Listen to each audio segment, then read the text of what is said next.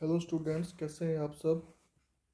तो मेरे प्यारे बच्चों, ये हमारे पास बेसिक ऑफ इकोनॉमिक्स की जो पीडीएफ नंबर 3 है वो आपके सामने रहेगी। तो इसमें हम सबसे पहले बात करने वाले हैं नॉमिनल रेट ऑफ इंटरेस्ट की।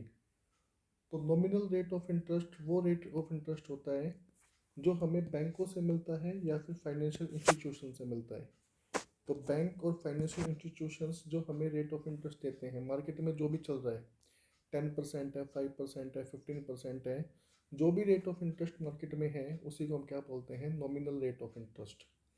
परंतु एक बात ध्यान देने वाली बात यह है कि यहाँ पे जो हमारे पास इन्फ्लेशन होती है उसको एडजस्ट नहीं किया होता। मान लो किसी कंट्री के अंदर रेट ऑफ इंटरेस्ट है 6%, परंतु वहाँ पे जो इन्फ्लेशन है उसका रेट है 4%। अगर आप 4% इन्फ्लेशन को एडजस्ट नहीं करेंगे तो इसको हम क्या बोलेंगे, normal nominal rate of interest. और अगर इसमें से इन्फ्लेशन को एडजस्ट कर दिया जाता है तो फिर इसको हम बोलते हैं रियल रेट ऑफ इंटरेस्ट। तो real rate of interest is calculated after adjusting inflation. तो नॉमिनल रेट ऑफ इंटरेस्ट में से इन्फ्लेशन रेट को माइनस करने के बाद जो रेट आती है उसको हम बोलते हैं रियल रेट ऑफ इंटरेस्ट।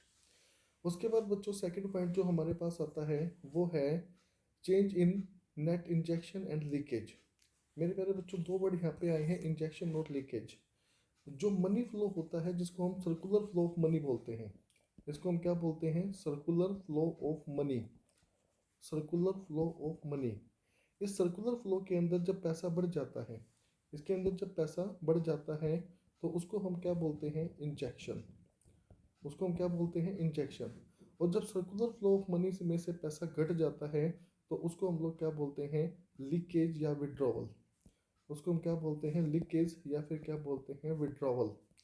कि इस मनी फ्लो में से पैसा क्या हो गया, कम हो गया। तो विड्रॉवल करने के जो आपके पास इंस्ट्रूमेंट्स हैं वो है सेविंग। जब कोई हाउस होल्ड सेविंग करता है तो मनी फ्लो में से पैसा कम हो जाता है। इंपोर्ट जब हम करते हैं, इंपोर्ट का मतलब होता है फॉरेन से कुछ गुड्स एंड सर्विसेज को परचेज करना। तो रेस्ट ऑफ द वर्ल्ड से जब हम कोई माल मंगवाते हैं तो हमें पेमेंट करनी पड़ती है। तो पेमेंट की वजह से हमारे कंट्री में पैसे क्या हो जाती है, कमी हो जाती है। और टैक्सेशन, टैक्स देने से भी हमारी जो डिस्पोजेबल इनकम होती है, डिस्पोजेबल इनकम वो घट जाती है। तो इस प्रकार से सेविंग है, इन्वेस्टमेंट है, या सॉरी सेविंग है, इंपोर्ट है और टैक्सेशन है, ये विड्रॉवल का काम करते हैं। और भी कुछ दे रखे हैं यहाँ पे, बिल्कुल। सेविंग है, टैक्स है, इंपोर्ट है, इंटरेस्ट रेट।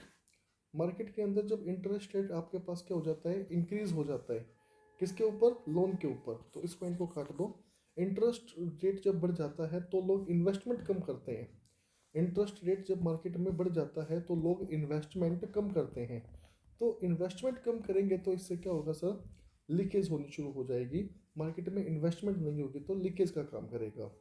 और अदर हैंड जब हम इंजेक्शन की बात करते हैं तो इंजेक्शन में हमारे पास एक तो आता है इन्वेस्टमेंट, दूसरा आता है एक्सपोर्ट, तीसरा आता है गवर्नमेंट एक्सपेंडिचर।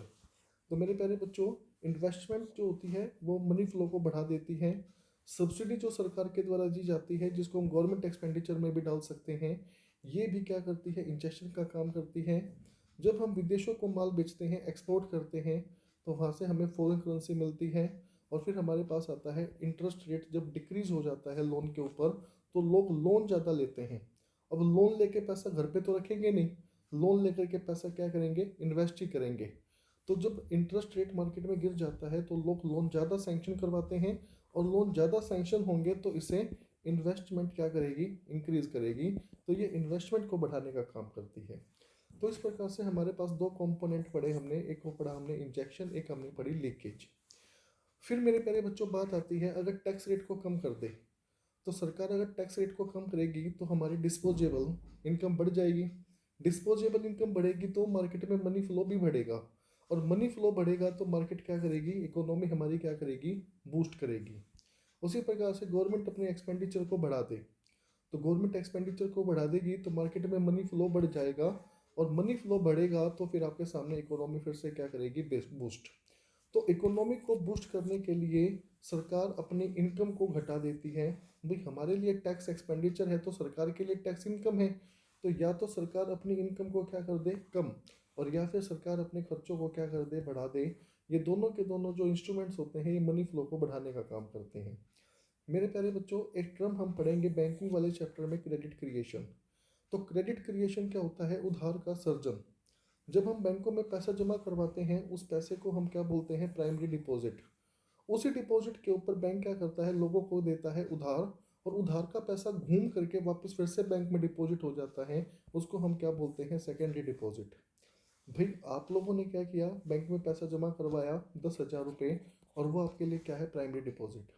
अब आपने उसमें से 10,000 में से एक किसी को 5,000 रुपये की पेमेंट कर दी। तो 5,000 रुपये जैसे ही आपने पेमेंट की, आपके अकाउंट में 5,000 रह गए। पर जिसको आपने पेमेंट की है उसके अकाउंट में 5,000 रुपये जुड़ गई। अब ये 5,000 रुपये एक प्रकार से उस दूसरे अकाउंट में डिपॉजिट हुए हैं। तो ये जो बनना चाहेगा इसको हम क्या बोलते हैं? Secondary deposit. तो जो हम पैसा बैंकों में कैश के फॉर्म में जमा करवाते हैं वो प्राइमरी डिपॉजिट है। और जो पैसा बैंकों में ट्रांसफ़र के थ्रू आता है, भाई किसी ने लोन लिया और लोन लेकर के वो पैसा वापस फिर से बैंक में जमा करवा दिया, या आप लोगों ने जो ये ऑनलाइन ट्रांजेक्शन की है, ये पैसा जो बैंकों में आता है, तो ये सारा का सारा हमारे पास कौन सा डिपॉजिट होता है? Secondary deposit. तो यहीं पे हमारे पास एक पॉइंट आता है क्रेडिट क्रिएशन का। तो जब हम बैंकों में 100 रुपये जमा करवाते हैं, तो बैंक उसके कई गुना, उसके कई मल्टीपल में उधार दे देते हैं, कई मल्टीपल में क्या कर देते हैं? लोन सैंक्शन कर देते हैं। तो उसका जो फॉर्मूला आता है वो होता है 1/CRR। 1/CRR इंटू में demand deposit in banks. 1/CRR into में time deposit into banks, sorry demand deposit into banks. तो बैंकों में जितना भी डिमांड डिपॉजिट होता है उसके कई मल्टीपल में बैंक क्या कर देते हैं? क्रेडिट क्रिएट कर देते हैं।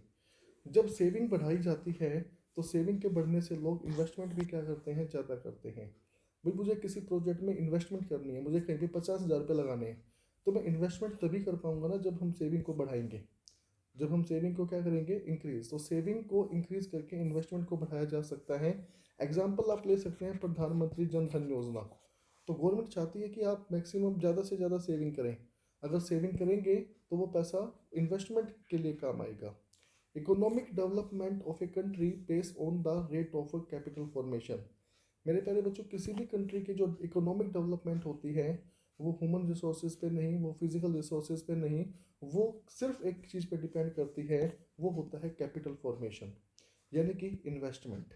जितनी ज़्यादा इन्वेस्टमेंट की जाएगी उतनी ज़्यादा आपकी इकोनॉमी क्या करेगी?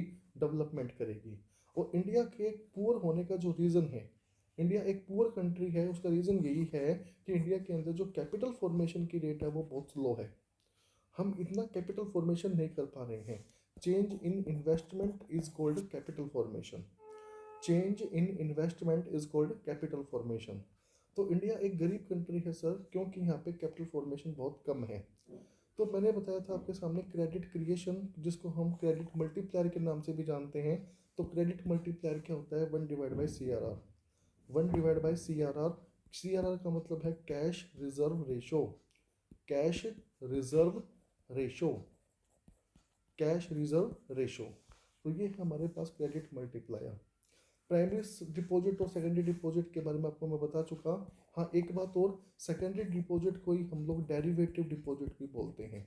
इसको हम डेरिवेटिव डिपॉजिट के नाम से भी जानते हैं। और फिर हमारे पास जब CRR बढ़ जाती है तो मार्केट के अंदर मनी फ्लो घट जाता है। मेरे प्यारे बच्चों, CRR क्या होता है? जितना भी हम बैंकों में पैसा जमा करवाते हैं, जिसको हम NDTL के नाम से जानते हैं। NDTL। NDTL, net demand and time liability. Net demand and time liability. तो जितना भी पैसा हम बैंकों में जमा करवाते हैं उसका 3% बैंकों को किसकी फॉर्म में रखना पड़ता है? कैश की फॉर्म में रखना पड़ता है। तो ये रेट घटता बढ़ता रहता है। 3%, 2%, 2.75 जो भी है। तो हमने मान लिया 3% चल रहा है। तो CRR जो होता है, बैंकों को जितना भी पैसा डिपॉजिट में मिलता है उस डिपॉजिट का कुछ परसेंट पैसा बैंकों को कैश के फॉर्म में रखना पड़ता है। ये पैसा बैंक उधार नहीं दे सकता, ये पैसा बैंक लोन में यूज़ नहीं कर सकता। तो जब CRR को बढ़ा दिया जाता है, अगर मैंने ये 3% से 4% कर दिया, तो सीधी सी बात है बैंक लोन कम दे पाएगा। भाई 3 रुपये आपके पास पहले रिजर्व में थे तो आप 97 का लोन सैंक्शन कर पा रहे थे। अब आपको 4 रुपये रिजर्व में रखने पड़ रहे हैं तो आप 96 का ही तो लोन सैंक्शन कर पाओगे। तो जब सीआरआर को बढ़ा दिया जाता है तो मार्केट के अंदर मनी फ्लो घट जाता है, और मार्केट में जब मनी फ्लो घटता है तो सबसे सीधी सी बात है, इन्फ्लेशन जैसी चीज़ों को कंट्रोल किया जा सकता है। तो जब इन्फ्लेशन को कंट्रोल करना होता है तो उस टाइम पे हमारी जो आरबीआई है, हाँ, इसको जो डिसाइड करता है सीआरआर को, वो डिसाइड कौन करता है, आरबीआई। और मेंटेन कौन करते हैं, बैंक्स, कमर्शियल बैंक्स। तो सीआरआर को जो बढ़ा दिया जाता है तो बढ़ाने का पर्पस यही होता है कि मार्केट में मनी फ्लो को कंट्रोल करो, और मनी फ्लो को कम करोगे तो सीधी सी बात है, इन्फ्लेशन कंट्रोल हो गई। आपके सामने इन्फ्लेशन को क्या करेंगे, कंट्रोल कर सकते हैं। तो यहाँ पे इन्फ्लेशन कंट्रोल हो गई। तो ये थी हमारे सामने एक छोटी सी सीरीज जिसमें हमने कुछ टर्मिनोलॉजी पढ़ी है इकोनॉमिक्स को लेकर के। एक तो हमारे पास नॉमिनल इंटरेस्ट रेट और रियल रेट ऑफ इंटरेस्ट में क्या फ़र्क है, इंजेक्शन और लीकेज क्या होते हैं। इंजेक्शन मनी फ्लो को बढ़ाने का काम करते हैं और लीकेज मनी फ्लो को घटाने का काम करती है। अगला हमने पढ़ा था सर, टैक्स रेट को कम करके मनी फ्लो को बढ़ाया जा सकता है। गवर्नमेंट अपने खर्चों को बढ़ा करके भी मनी फ्लो को बढ़ा सकती है। क्रेडिट क्रिएशन क्या होता है, क्रेडिट मल्टीप्लायर क्या होता है, सेविंग जितना ज़्यादा करोगे इन्वेस्टमेंट उतनी कर पाओगे। इसके लिए बहुत सारी स्कीमें आई हैं, प्रधानमंत्री जन धन योजना जैसी स्कीमें। इकोनॉमिक डेवलपमेंट किससे होती है सर, कैपिटल फॉर्मेशन से। और इंडिया के गरीब होने का कारण क्या है कि इंडिया के अंदर कैपिटल फॉर्मेशन की रेट बहुत कम है। फिर हमने बात की सर, एक प्राइमरी डिपॉजिट होता है, एक सेकेंडरी डिपॉजिट होता है। प्राइमरी डिपॉजिट जो हम बिल्कुल स्टार्टिंग में जो डिपॉजिट करते हैं कैश के फॉर्म में, वो प्राइमरी डिपॉजिट है। और वो पैसा जब घूम के लोन के फॉर्म में जाता है, फिर खर्च होता है और फिर दोबारा फिर से वापस बैंक में डिपॉजिट होने के लिए आ जाता है, तो उसको हम सेकेंडरी डिपॉजिट बोलते हैं। फिर हमारे पास सीआरआर की बात आई, कैश रिजर्व रेशो, जिसको डिटरमिन करने का काम किसका है, आरबीआई का, और मेंटेन करने का काम किसका है, कमर्शियल बैंक का। और जब सीआरआर को बढ़ा दिया जाता है तो मार्केट के अंदर मनी फ्लो कम हो जाता है। तो इस प्रकार से आपके सामने ये एक छोटी सी क्लास थी जिसको हमने बहुत अच्छे से कंप्लीट किया। मिलते हैं नेक्स्ट वीडियो में कुछ और नई टर्मिनोलॉजी के साथ, तब तक के लिए बाय बाय।